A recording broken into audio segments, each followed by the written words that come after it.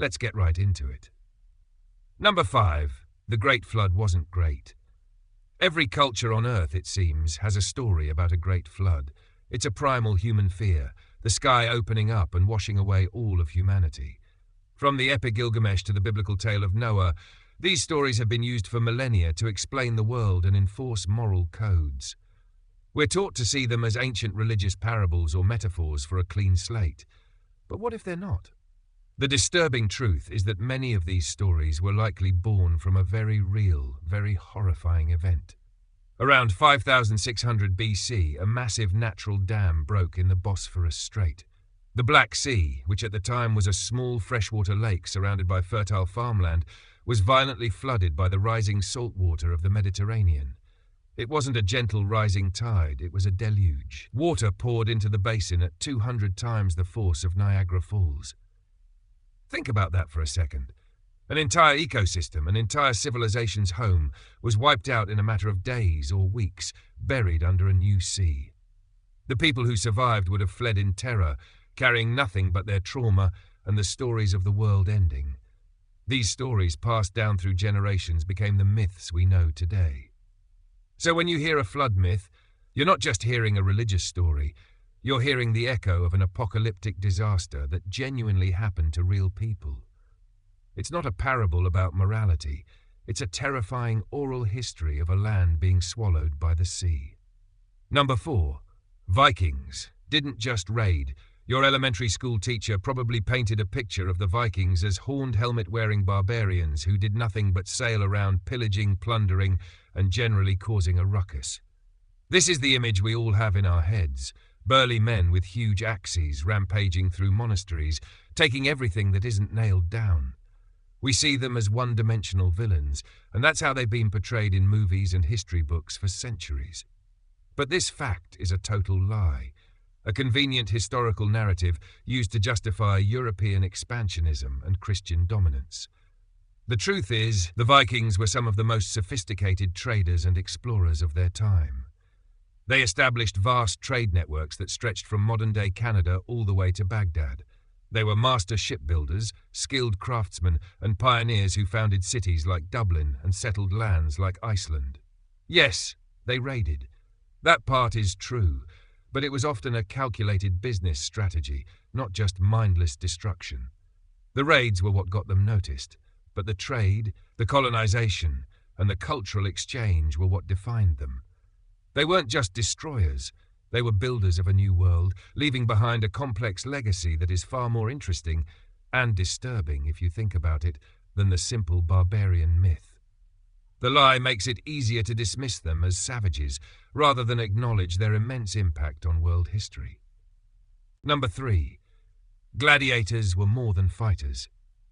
You've seen the movies. Russell Crowe, a lone brooding hero, fighting to the death in a crowded arena. Gladiators as slaves forced to kill or be killed for the entertainment of a bloodthirsty mob. This is the image we all have of ancient Rome's most brutal spectacle.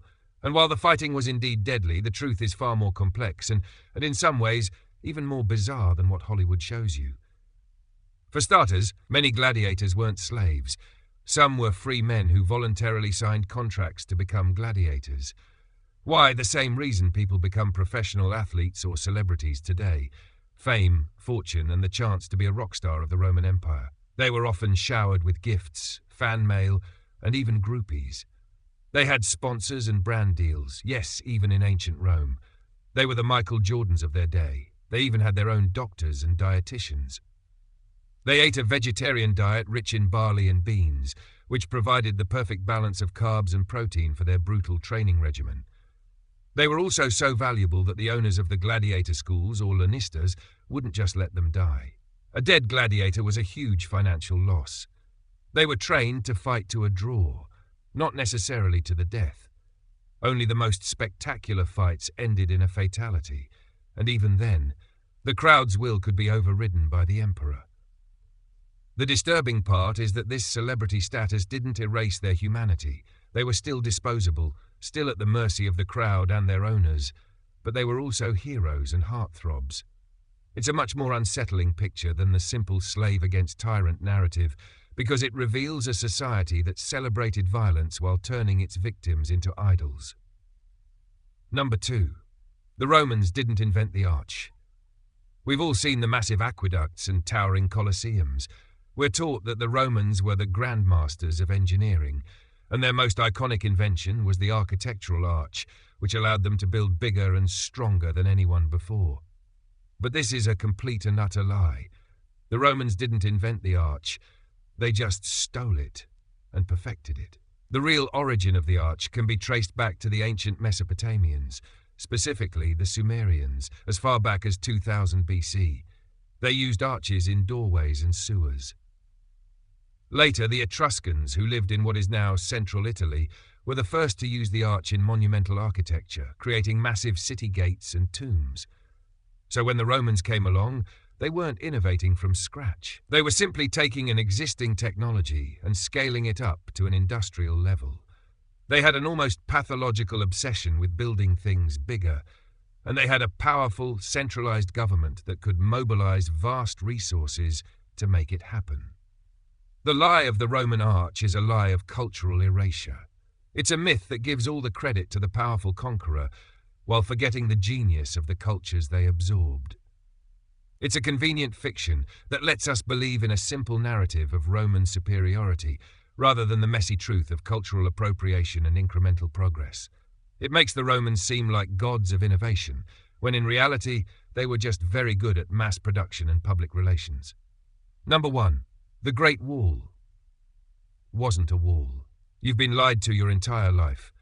The single greatest lie in all of human history isn't about sugar or pennies or even Vikings. It's about the Great Wall of China. The name itself is the ultimate con.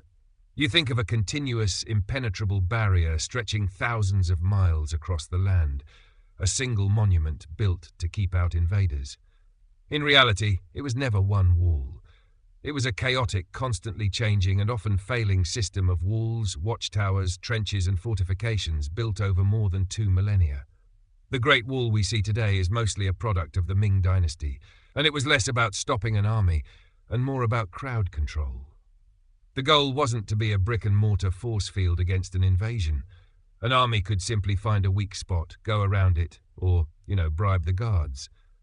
The real purpose of the wall system was to regulate trade, monitor the movement of nomadic tribes, and serve as a highway for military patrols and supplies. It was a massive border control project, not a fantasy fortress. The disturbing truth is that the lie of the Great Wall as a single unbreachable barrier is a modern one, a myth propagated to create a sense of national unity and historical grandeur.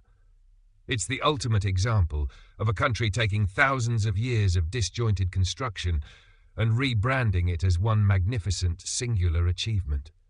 It's like if a bunch of different people built fences around their backyards over a few hundred years, and then we called it the Great Fence of America, and pretended it was a single unified project designed by one person. The reality is messier, more complicated, and far more human than the perfect, beautiful lie we've all been told. That's all for today. I'll be making similar videos in the future. Subscribe to see them.